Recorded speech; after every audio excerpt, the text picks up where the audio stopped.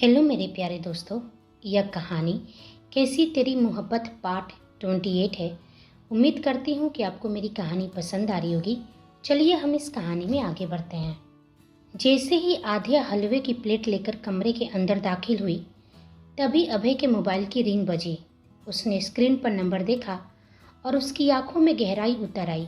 बिना कुछ बोले वह अचानक कमरे से बाहर निकल गया। मिस्टर हस्बैंड, आध्या ने धीमे से पुकारा, लेकिन वह उसकी आवाज़ सुन भी पाया या नहीं ये साफ नहीं था। वह कुछ कहने ही वाली थी कि दरवाज़ा खुला और फिर एक झटका सा महसूस हुआ। अभय वहाँ से जा चुका था। वह हड़बड़ाकर उसके पीछे भागी, लेकिन जब तक वह बाहर पहुंची, अभय अपनी कार में बैठकर निकल चुका था। इस वक्त आधी रात को कहाँ जा रहे हैं आप मिस्टर हस्बैंड? आध्या की आंखें सड़क पर दूर तक जाती लाल रोशनी को टटोल रही थी। उसके हाथों में अब भी वो हलवे की थाली थी जो उसने अपने हाथों से प्यार से बनाई थी। मायूस होकर वो धीरे धीरे वापस अपने कमरे में लौटी और बिस्तर पर बैठ गई। उसके पास रखी प्लेट में रखा हलवा अब मौसम की ठंडी हवा के साथ साथ बिल्कुल ठंडा हो चुका था। ऐसे ही एक सप्ताह गुजर गए। अभय उस दिन से ना घर लौटा था और ना ही उसकी कोई खबर मिली थी। घर वालों के लिए वह कोई नई बात नहीं थी, लेकिन आध्या के लिए बहुत अजीब था। अभय का यूं अचानक चले जाना। अक्सर वो काम के सिलसिले में देर रात बाहर निकल जाता था। अभय कहाँ है किसी को मालूम नहीं था। चुनाव का आखिरी मतदान भी हो चुका था। सभी पार्टियों को अब फाइनल रिजल्ट का इंतजार था, लेकिन इसी बीच साजिशों का दौर भी चल रहा था। एक दिन गुनगुनी दोपहर की धूप में आध्या अकेली गार्डन के बेंच पर बैठी थी। उसके चेहरे पर एक अजीब सी उदासी थी, मानो कोई खामोशी उससे बातें कर रही हो। फूलों की खुशबू, पत्तों की सरसराहट और हल्की हवा सब उसके मौन में डूबे हुए लग रहे थे। उसी वक्त घर के दरवाजे से सौर भीतर दाखिल होता है, लेकिन जैसे ही उसकी नज़र गार्डन में बैठी आध्या पर पड़ती है, उसके कदम ठिठक जाते हैं। वह कुछ पल यूं ही खड़ा रहता है, जैसे कोई फैसला लेने की कोशिश कर रहा हो। फिर धीरे धीरे उसके कदम आध्या की ओर बढ़ते हैं। वह धीरे से पूछा, आप ठीक हैं? आध्या चौंक कर उसकी ओर दिखती है। उसकी उदासी जैसे कुछ पल को छुप जाती है और होठों पर एक हल्की सी मुस्कान आ जाती है। वह मुस्कुराकर बोली, आप आज यहाँ कैसे? सौर्य बस मुस्कुरा देता है, शब्द जैसे उसके गले में अटक गए हो। आध्या हल्के स्वर में बोली, बैठिए ना। वह बिना कुछ कहे पास के ही बेंच पर बैठ जाता है, पर वह नजरें आध्या से चुराने की कोशिश करता है। उसे पता था कि अब सब कुछ बदल चुका है। रिश्तों की परिभाषा, दूरियां और कर्तव्य, सब कुछ। आध्या गहरी नजरों से उसे देखते हुए बोली, आप घर में बहुत कम दिखते हैं, ऐसा क्यों? सॉरी बोला, मुझे आप मत कहो, तुम कह सकती हो। आध्या हल्के हंसी के साथ बोली, ठीक है, लेकिन एक शर्त पर। तुम भी मुझे आप मत कहो, तुम ही कहो। बहुत अजीब लगता है यह आप सुनने में, बड़ों वाली फीलिंग आती है। सौर्य हल्का सा उसकी बातें सुनकर मुस्कुरा देता है। तो तुम बताओ, घर में क्यों नहीं दिखते? वह बोला, बहुत काम रहता है, तुम जानती हो। चुनाव के दिन थे, इसलिए बिजी था। इस वजह से घर आना जाना कम हो गया था, लेकिन अब कुछ दिनों के लिए फ्री हूँ, जब तक फाइनल रिजल्ट नहीं आ जाता। आध्या मुस्कुरा रही थी, लेकिन उसकी मुस्कान के पीछे कई सवाल छिपे थे। सौर्य की नज़र बार बार उसकी उस मुस्कुराहट पर टिक जाती, जैसे कोई जवाब ढूंढ रहा हो। आध्या बोली, तुम अपने भाई से कितने अलग हो। मुझे तो लगता है कि इस घर में सबसे ज़्यादा समझदार सदस्य तुम ही हो। तुम्हारा भाई हमेशा गुस्से में रहता है, उसके चेहरे पर जैसे 12 बजे हो, लेकिन तुम्हें देखो कितने शांत और सहज हो। फिर अचानक उसके लहजे में एक गंभीरता आ जाती है। वो धीरे से पूछी, लेकिन एक बात पूछूं, मिस्टर हस्बैंड कहाँ हैं? 1 सप्ताह हो गया है, लेकिन वो घर नहीं आए। सौर्य कुछ पल के लिए चुप हो जाता है। सच्चाई तो यह थी कि उसे भी नहीं मालूम था कि अभय कहाँ है। कई दिनों से उसका भी उससे कोई संपर्क नहीं हो पाया था, लेकिन वह आध्या को परेशान नहीं करना चाहता था। धीरे और आश्वस्त लहजे में कहा, चिंता मत करो, वो जहाँ है सुरक्षित है। किसी बिजनेस मीटिंग के सिलसिले से बाहर गए हैं, बहुत जल्द वापस लौट आएंगे। आध्या कुछ नहीं कहती, बस एक गहरी सांस लेकर दूर कहीं देखने लगती है, जैसे दिल के भीतर एक अधूरा भरोसा बुन रही हो। गार्डन में कुछ देर की चुप्पी के बाद अचानक आध्या ने अपना हाथ सौर्य की ओर बढ़ा दिया और मुस्कुराते हुए बोली, क्या हम दोस्त बन सकते हैं? सौर्य एक पल को बिल्कुल ठहर सा गया था। उसकी आंखों में हल्का सा अचंभा था। यह सवाल इतनी मासूमियत से उसे समझ में नहीं आ रहा था कि वह क्या जवाब दे, कैसे दे। लेकिन फिर अपने मन के उथल पुथल को दबाया और धीमे से मुस्कुराते हुए अपना हाथ बढ़ा दिया। वो हाथ मिलाते हुए हल्के मुस्कान के साथ बोला, बिल्कुल, बोलो, क्या खातिर कर सकता हूँ अपनी नई दोस्त के लिए। आध्या की आंखें चमक उठी। वह बिल्कुल बच्चों जैसी मासूमियत से बोली, मुझे आइसक्रीम खानी है, क्या तुम मुझे आइसक्रीम खिलाने ले जा सकते हो। वो हंस पड़ा, जैसे उसके दिल का कोई बंद दरवाजा खुल गया हो। वो शरारती अंदाज में बोला, बस इतनी सी फरमाइश, इसके लिए बाहर जाने की क्या ज़रूरत है, आइसक्रीम तो मैं यहीं मंगवा देता हूँ। आध्या गंभीर होकर कुछ उदास स्वर में बोली, नहीं, मुझे सच में बाहर जाना है, मुझे बाहर की भी दुनिया देखनी है, महसूस करनी है। यहाँ यहाँ मेरा दम घुटता है, कमरे की दीवारें जैसे मेरा पीछा करती हैं, लगता है जैसे मैं यहाँ कैदी हूँ। उसकी आवाज़ काँप रही थी। सौर्य अब तक मुस्कुरा रहा था, लेकिन अब उसके चेहरे पर गंभीरता आ गई थी। वह उसकी आंखों में देख रहा था, वहाँ सच्चा दर्द था, तन्हाई की गहराई थी। आध्या धीरे से बोली, सभी तो अपने अपने काम में लगे रहते हैं और मैं पूरे मेंशन में अकेली घूमती रहती हूँ। क्या तुम मुझे कुछ पल के लिए बाहर ले जा सकते हो। सौर्य का दिल जैसे कुछ पल के लिए भारी हो गया हो। वह इस मासूम लड़की की हालत समझ पा रहा था। फिर उसने बिना एक पल की देरी किए जवाब दिया, ठीक है, आज शाम हम बाहर चलते हैं, तुम रेडी रहना। यह सुनते ही आध्या बच्चे की तरह उछल पड़ी। उसकी आंखों में एक नई चमक थी, जैसे किसी ने कैद में परी आत्मा को पंख दे दिया हो। सौर्य उसके उस मासूम उल्लास को देखता है और उसके होठों पर एक हल्की सच्ची मुस्कान आ गई थी। वह मन ही मन सोचते हुए, तुम सच में कितनी मासूम हो। भगवान से बस यही दुआ करता हूँ कि भाई और तुम्हारे रिश्ते में हमेशा प्यार और अपनापन बना रहे। चाहे मेरा रिश्ता तुमसे कुछ भी हो, मैं तुम्हारा सच्चा दोस्त बनकर हमेशा तुम्हारे साथ रहूँगा। वहीं दूसरी ओर शहर के बाहरी इलाके में एक पुरानी बिल्डिंग थी, जो अब खंडहर में तब्दील हो चुकी थी। वहाँ की दीवारें गिर चुकी थी, दरवाजे सड़ चुके थे और खामोशी वहाँ की जुबान बन चुकी थी। तभी वहाँ एक काली कार आकर रुकती है। कार से एक लड़की उतरती है। वो थी मेघना।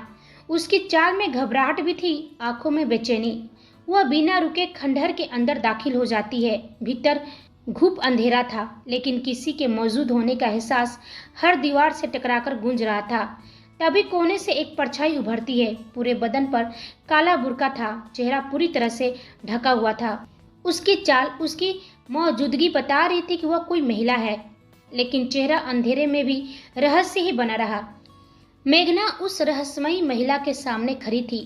हवा में साजिशों की गंध थी और दीवारों पर पड़े साए किसी पुराने गुनाह की गवाही दे रही थी। उस महिला ने अपनी आवाज़ को और ठंडा बनाते हुए कहा, अब वक्त आ गया है मेघना, तुम्हें राणा मेंशन जाना होगा। तुम्हें अभय चाहिए और मुझे उस लड़की की जिंदगी। वह ठहर कर बोली, तुम ये कैसे करोगी मुझे नहीं मालूम, लेकिन अगर वह लड़की उसकी जिंदगी से हट गई तो अभय को तुम्हारा बनने से कोई नहीं रोक सकता। मेघना के होठों पर एक तिरछी मुस्कान फैल गई। वो धीमे से बोली, ऐसा सुना है राकेश कपूर अपनी बेटी को पागलों की तरह ढूंढ रहा है। सोचिए, अगर हम उसे बता दें कि उसकी बेटी कौन है और कहाँ है, तो हमें उसे मारने की जरूरत नहीं पड़ेगी। वो खुद ही मेरे अभय से उसे दूर कर देगा। अचानक वो महिला झपट कर मेघना की गर्दन पकड़ लेती है। उसकी आंखों में गुस्से की आग झलक रही थी। यही तो मैं नहीं चाहती हूँ मेघना, वह फुफकारते हुए बोली, मुझे उस लड़की की मौत चाहिए, उसकी सिर्फ पहचान नहीं। हमारे बीच का सौदा मत भूलना। तुम्हें अभय चाहिए और मुझे उसकी जिंदगी। मेघना ने उसकी पकड़ से छूटते हुए गुस्से में कहा, छोड़िए मुझे। ठीक है, मुझे फर्क नहीं पड़ता कि आपकी उस लड़की से क्या दुश्मनी है। मुझे बस मेरा अभय चाहिए, और अगर उसके लिए मुझे उस लड़की को रास्ते से हटाना भी पड़े तो मैं पीछे नहीं हटूंगी। इतना कहकर वो वहां से तेज कदमों से निकल जाती है। खंडहर में अब सन्नाटा गूंज रहा था और उस रहस्यमयी महिला की बुदबुदाती आवाज, मैं राकेश को कभी भी उस लड़की तक नहीं पहुंचने दूंगी, कभी नहीं। उसकी आंखें अंधेरे में भी आग की तरह चमक रही थी। शाम के साए धीरे धीरे शहर पर उतरने लगी थी। पार्किंग एरिया में सौर्य खड़ा था, आध्या के आने का इंतजार करते हुए। हल्की ठंडी हवा चल रही थी और सड़कें की लाइटें धीरे धीरे जलने लगी थी। अचानक उसकी नज़र सामने से आती हुई एक छवि पर पड़ी। आध्या, वह आज कुछ अलग ही लग रही थी। सिंपल मगर बेहद खूबसूरत। उसने एक हल्का सा प्लाजो पहना था, बालों को ढीले से क्लच में बांधा था। सौर्य एक पल के लिए ठहर सा गया, लेकिन अगले ही पल उसने नजरें फेर ली। उसका दिल जानता था कि आद्या कभी उसका पहला प्यार थी, लेकिन अब वह उसकी भाभी है और उस रिश्ते की मर्यादा उससे ज्यादा कोई नहीं समझता। आद्या मुस्कुराई और बोली, चले देवर जी, देर हो रही है। दोनों कार में बैठकर निकल पड़े। बोलो, सौर्य ने मुस्कुराकर कहा। आइसक्रीम कहाँ खाना है? होटल, रेस्टोरेंट या कोई खास जगह? आद्या ने बच्चों जैसी मुस्कान के साथ कहा, मुझे रोड साइड आइसक्रीम खानी है। चलो मैं बताती हूँ कि कहाँ ले चलना है। कुछ देर बाद गाड़ी एक पुराने चौराहे के पास रुकती है, जहाँ आद्या अक्सर अपनी सहेलियों के साथ जाया करती थी। जैसे ही दोनों बाहर निकले, सामने से काव्या, नीलू और आरती आते दिखाई दिए। आद्या उन्हें देखकर चौंकी, फिर खिल उठी। तुमने बताया नहीं कि तुम्हारे फ्रेंड्स भी आ रहे हैं? सौर्य ने हैरानी से पूछा। बताना जरूरी था क्या? आद्या मुस्कुराई। सोचा बाहर निकल रही हूँ तो अपनी सहेलियों से भी मिल लूँ। चारों लड़कियां बैठ गई। सौर्य उनके लिए आइसक्रीम लेने चला गया। काव्या की नज़र बार बार सौर्य पर जा रही थी। वह उस दिन से उसे पसंद करने लगी थी जब पहली बार उसे देखा था, लेकिन कभी हिम्मत नहीं हुई उसे कुछ कहे। आद्या ने उसकी निगाहों की दिशा पहचान ली और हल्के चुटीले अंदाज में बोली, वो मेरा देवर है। माना कि स्मार्ट है, लेकिन उसे घूरने का किसी को इजाजत नहीं है। काव्या शर्म से लाल हो गई थी, फिर हंसते हुए बोली, क्या करे, तेरा हस्बैंड और देवर दोनों ही कमाल के हैं। एक को तूने पकड़ लिया, एक को मेरे लिए छोड़ दे। सभी मिलकर हंसने लगे। आद्या अपने दोस्तों से मिलकर बेहद खुश थी। महीनों बाद वह खुलकर हंसी थी। उन खिलखिलाते पलों में जैसे अभय की यादें कहीं धुंधली सी हो गई थी। जख्म भरे तो नहीं थे, लेकिन कुछ पल के लिए उसके होने का एहसास जरूर कम हो गया था। सड़क किनारे लगी बेंच पर बैठकर वो सब आइसक्रीम खा रहे थे। दोस्ती के रंग, हंसी के सुर और अधूरी बातों की मिठास उस शाम को यादगार बना रही थी। लेकिन ठीक सड़क के दूसरी ओर एक काली कार अंधेरे में खड़ी थी। हेडलाइट्स बंद थी, लेकिन उसके भीतर बैठा शख्स पूरी तरह से चौकन्ना था। उसकी हाथों की मुठ्ठियां कसकर भींची हुई थी, आंखों में एक अजीब सा ठंडी बेरुखी और चेहरा एक रहस्यमयी मुस्कान से ढका था, जैसे वह कोई ऐसा खेल खेल रहा हो जिसमें जीत का मजा तभी है जब सामने वाला कुछ न जाने। उसकी निगाहें आद्या पर ही टिकी थी, बिना पलक झपकाए। इधर आइसक्रीम खत्म होने के बाद सौर्य ने कहा, अब चले, देर हो रही है। आद्या ने सहेलियों को गले लगाकर विदा ली और सौर्य के साथ कार में बैठ गई। दोनों राणा मेंशन की ओर लौट पड़े। घर पहुंचते ही आद्या मुस्कुराकर बोली, थैंक यू। पता है आज कितने दिनों बाद सुकून मिला है, और यह बस तुम्हारी वजह से मुमकिन हुआ है। सौर्य ने उसकी ओर देखकर हल्के से मुस्कुराया। It's my pleasure. अगर तुम्हें फिर कभी किसी चीज़ की जरूरत हो तो बेहिचक कहना। आखिर तुम्हारा देवर होने के साथ साथ तुम्हारा दोस्त भी हूँ। दोनों खिलखिलाकर हंस पड़े। सौर्य अपने कमरे की ओर चला गया।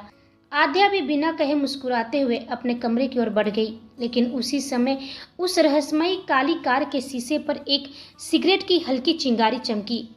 इधर कमरे का दरवाजा बंद होते ही फिर से आद्या की तन्हाई लौट आई। अभी कुछ देर पहले तक जो हंसी उसकी आंखों में चमक रही थी, अब धीरे धीरे फीकी पड़ने लगी थी। सामने की दीवार पर टंगी अभय की तस्वीर पर उसकी निगाहें टिक गई। वह हल्की मुस्कान, वह तीखी आंखें, सब वैसा ही था जैसे वो हमेशा रहता है। आद्या धीमे कदमों से कमरे के सोफे पर आकर बैठ गई, गहरी सांस ली और आसमान की तरफ देखने लगी, जैसे उम्मीद कर रही हो कि शायद वह कहीं से उसका मिस्टर हस्बैंड लौट आए। धीरे धीरे उसके होठों से शब्द निकले, बहुत धीमे, जैसे कोई सजा हो। कहाँ हो आप मिस्टर हस्बैंड? क्या आपको मेरी याद नहीं आती? हो सकता है कि आप बहुत बिजी हो, लेकिन मैं अब और इंतज़ार नहीं कर पा रही हूँ। आज आइसक्रीम खाई मैंने अपने दोस्तों के साथ, पर हर स्वाद में, हर हंसी में आपकी कमी खलती रही। जानते हैं, आपके बिना हर हंसी अधूरी है, हर शाम अधूरा है, और यह आद्या भी अधूरी है। प्लीज़ प्लीज़ जल्दी लौट आइए। मुझे आपसे बहुत कुछ कहना है और बहुत कुछ सुनना है। रात की खामोशी में आद्या सोफे से उठकर बालकनी में चली गई और फिर खरी चांद को निहारने लगी। एक उदास मुस्कान उसके होठों पर ठहर गई थी। 1 हफ्ता हो गया, मैंने उन्हें देखा तक नहीं है। धीरे धीरे उसके शब्द हवा में घुलते गए। सोचा था कि एक नए रिश्ते की शुरुआत करेंगे, कुछ पल साथ बिताएंगे, लेकिन उन्हें तो मेरी फिक्र ही नहीं है। उसने आंखें बंद कर ली। पलकों के नीचे चुपचाप एक आंसू उतर आया। कितनी अजीब बात है ना, जब मैं उनसे दूर रहना चाहती थी तो वो हर वक्त मेरे आसपास होते थे। और अब जब मैं बस उनके पास रहना चाहती हूँ तो वह कहीं नजर नहीं आते। उसका दिल कसक उठा। इससे अच्छा तो मैं जुहू मेंशन में ही थी। कम से कम वहाँ आप मेरे साथ होते तो थे। वह पलटकर कमरे में लौटी। थकी सी चाल, बूझी सी आंखें। मोबाइल उठाकर वह एक उम्मीद से स्क्रीन देखने लगी। हद है, एक फोन तक नहीं किया। एक करारा ताना खुद को मारते हुए बोली, मेरे पास उनका नंबर नहीं है, लेकिन उनके पास तो मेरा नंबर जरूर होगा ना। एक पल रुककर उसकी आंखें चुभ गई, पर नहीं, शायद नहीं होगा। और अगर ना भी हो तो क्या, उनके लिए क्या मुश्किल है मेरा नंबर मालूम करना। जबरदस्ती शादी तो कर सकते हैं, इंदौर में अपनी पावर दिखाकर शेर बन सकते हैं, पर एक कॉल नहीं कर सकते। उसका गला भर आया था। फिर सन्नाटा छा गया, बाहर भी और उसके भीतर भी। रात का अंधेरा गहराया हुआ था। बाहर सब कुछ शांत था, लेकिन अंदर आध्या के कमरे का दरवाजा बिना किसी आवाज के हल्के से खुला। एक परछाई धीमे धीमे भीतर दाखिल हुई। कमरा एक मीठी नींद में डूबी लड़की की सुकून भरी सांसों से भरा था। वह परछाई कोई और नहीं बल्कि अभय था। उसकी आंखें नशे से लाल थी, लेकिन चाल में अब भी एक संजीदगी थी, जैसे उसने बहुत कुछ पी लिया हो, पर खुद को खोने की इजाजत आज भी नहीं दी। अभय ने दरवाजा धीरे से बंद किया और आध्या के पास आकर बैठ गया। कुछ पल वह उसे निहारता रहा। उसकी खुली जुल्फें, उसके मासूम चेहरे की शांति, जैसे हर दर्द हर तकलीफ उस नींद में कहीं खो गई हो। फिर धीरे से उसने आध्या को अपनी बाहों में भर लिया। आध्या की नींद में कोई खलल नहीं पड़ा। शायद उसका मन भी उस स्पर्श को पहचान गया था। अभय की आंखों में नशे से कहीं ज्यादा वो जज्बात थे जिन्हें वो हमेशा छुपाता रहा। उसने चारों ओर देखा। कमरा पूरी तरह से सुनसान था, बस वो और उसकी लिटिल परी। और आज पहली बार बहुत समय बाद अभय के चेहरे पर एक हल्की सी मुस्कान आ गई थी। वह फुसफुसाया, मिस्टर हस्बैंड, हाँ यही हूँ मैं हमेशा से, सिर्फ तुम्हारा। उसी वक्त आध्या की पलकों में थोड़ी हलचल हुई। उसने नींद में करवटें ली और बिना आंखें खोले धीमे से बोली, मिस्टर हस्बैंड। अभय का दिल धड़क उठा। क्या वो जाग गई है? उसने खुद को संयत किया। आध्या फिर से गहरी नींद में चली गई थी। वह नींद में ही अभय को महसूस कर रही थी, लेकिन उस एक शब्द ने जैसे अभय के भीतर कोई दरवाजा खोल दिया हो। वह उसे अपनी बाहों में भरकर सो जाता है। सुबह की हल्की धूप से अभय की नींद खुलती है। आध्या अभी गहरी नींद में सो रही थी। वह उसके माथे पर किस करता है और खुद से अलग करता है और चुपचाप वॉशरूम की तरफ बढ़ जाता है। तभी आध्या की आंखें आधी खुलती है। उसे वॉशरूम से बहते पानी की आवाज़ सुनाई देती है। वह पल भर के लिए ठिठकती है और खुश होते हुए बोली, क्या वो सच में यहाँ थे? उसके होठों पर एक अजनबी सी मुस्कान उभरती है। वह तकिए के कोने से अपना गाल सटाकर अभय के बाहर आने का इंतजार करने लगती है। वॉशरूम का दरवाजा खुला। हल्की हल्की भाप के साथ अभय बाहर आया। उसके बाल भींगे हुए थे और उसने एक काली शर्ट पहन रखी थी जिसे वो ठीक कर रहा था। उसकी चाल में वही ठहराव था, पर नजरों में आज एक अजीब सी ठंडक थी। आध्या जो अब तक बिस्तर पर बैठी बस उसी का इंतजार कर रही थी, उसे देखते ही वो फौरन उछल पड़ी, फौरन उसकी तरफ देखने लगी। आंखों में ढेर सारे सवाल थे और उम्मीद भी। आप आ गए, उसने धीमे से कहा, जैसे किसी भूले हुए रिश्ते को पुकार रही हो। आप कहाँ थे इतने दिन? उसकी आवाज़ थरथरा रही थी। कितनी डर गई थी मैं, आपका इंतजार कर रही थी। आप कॉल भी नहीं कर सकते थे? मेरे पास तो नंबर नहीं था, लेकिन आपके पास तो था ना, बताइए ना कहाँ थे? वह एक सांस में पूछती चली गई, जैसे दिल की सारी उलझनें जुबान पर आ गई हो। पर अभय, उसने एक भी बात का जवाब नहीं दिया। उसकी नजरें आध्या से एक पल को नहीं मिली थी। वह चुपचाप आईने के सामने खड़ा हुआ और अपनी शर्ट की बटन ठीक करने लगा, जैसे कुछ सुना ही ना हो। आध्या सन्न रह गई। वो धीरे से बिस्तर से उठकर उसके पास आई। मैं आपसे बात कर रही हूँ मिस्टर हस्बैंड, सुन क्यों नहीं रहे आप? अभय ने एक गहरी सांस ली और आईने में अपनी ही आंखों में कुछ तलाशने लगा। तुम अभी वही सवाल करती हो। उसकी आवाज़ बेहद ठंडी थी, जिसका जवाब कभी मेरे पास नहीं था। आध्या हक्का बक्का रह गई। क्या मतलब? उसकी आंखों में नमी उतर आई थी। आप हमेशा मुझे जवाब देते थे, आपकी नज़रें कभी मुझसे नहीं हटती थी, और आज? अभय बिना कोई जवाब दिए अपनी घड़ी पहनता है और फिर अपनी जैकेट उठाने लगता है। आध्या की आवाज़ टूटी हुई थी। इतने दिन बाद आपको देखा है और आप ऐसे बिहेव कर रहे हो जैसे कि मैं कोई अजनबी हूँ। अभय पलटा और ठंडी नज़रों से उसकी ओर देखा। कभी कभी अपनों से ज़्यादा परायों में सुकून मिलता है। उसका ये वाक्य आध्या के दिल में चुभ गया, जैसे किसी ने उसके भरोसों को चुपचाप कुचल दिया हो। उसकी आंखें भर आई थी, फिर भी खुद को संभालते हुए पूछी, आप मुझे इग्नोर कर रहे हैं मिस्टर हस्बैंड? अभय ने बिना उसे देखे बेपरवाह बोला, इग्नोर उसे किया जाता है जो खास हो। आध्या की आंखें आंसुओं से लबालब भर गई। वो बहुत कुछ कहना चाहती थी लेकिन शब्द नहीं निकले। अभय ने अपनी आंखें बंद की जिससे कोई दर्द उसे छूकर गुजर गया हो। फिर धीरे से बोला, जाओ जल्दी से रेडी हो जाओ, वरना मैं ऑफिस के लिए निकल जाऊंगा। और बिना उसकी आंखों में देखे, बिना कुछ और कहे, वो कमरे से बाहर निकल गया। दरवाजा बंद हुआ। आध्या उसी जगह खड़ी रह गई, सूनी, टूटी और अकेली। उसके आंखों से आंसू गिरा। फिर वो धीमे से बुदबुदाई, आप हमेशा ऐसा क्यों कर देते हो मिस्टर हस्बैंड? थोड़ी देर में अभय और आध्या नीचे ब्रेकफास्ट टेबल की ओर आते हैं। डाइनिंग टेबल पर सभी पहले से मौजूद थे। अभय जैसे ही टेबल के पास पहुंचा, उसकी नज़र सीधे मेघना पर टिक गई। तुम यहाँ क्या कर रही हो मेघना? अभय की आवाज़ में हैरानी से ज़्यादा तीखापन था। मेघना टेबल पर बैठी थी, वही पुराना सलीका, वही बनावटी मुस्कान, जैसे उसकी आहट से ही कोई तूफान लौट आया हो। कुछ बोलने से पहले ही ओमकार जी ने अपनी भारी आवाज़ में बात थाम ली। अभय, मेघना अब कुछ दिनों तक हमारे घर में ही रहेगी। अभय के चेहरे पर खिंचाव और भी गहरा हो गया। उसने तीखे शब्दों में पूछा, क्यों? क्या मेघना का खुद का घर नहीं है? उसके शब्द सीधे मेघना के दिल पर तीर बनकर लगे। एक पल को उसका चेहरा उतर गया, लेकिन वह तुरंत संभल गई, मुस्कुराई और बोली, अंकल, मैंने तो पहले ही कहा था कि मेरा यहाँ रहना शायद अभी को अच्छा ना लगे। मैं अकेले रह लूँगी, मुझे कोई दिक्कत नहीं है। ओमकार जी ने अब अपना सख्त स्वर अपनाया, नहीं, तुम यहीं रहोगी।